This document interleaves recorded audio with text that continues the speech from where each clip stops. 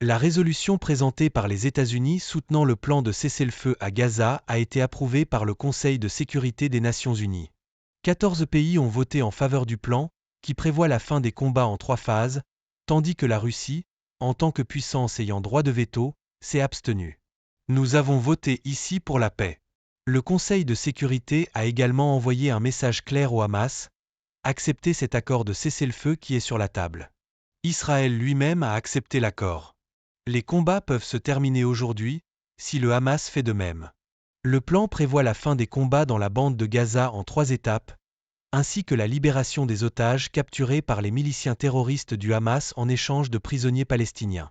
Selon les États-Unis, bien que le Hamas ait initialement vu le plan de manière positive, il ne l'a pas encore accepté. D'autre part, il n'y a pas eu de soutien public clair de la part du gouvernement du Premier ministre Benjamin Netanyahou, malgré l'insistance de Washington sur le fait que Tel Aviv est d'accord avec l'idée.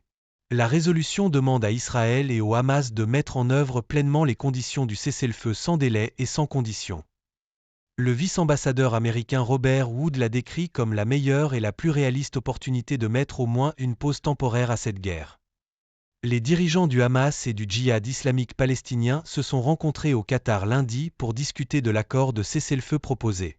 Le Hamas a salué l'adoption de la résolution rédigée par les États-Unis et a déclaré dans un communiqué qu'il est prêt à coopérer avec les médiateurs pour la mise en œuvre des principes du plan.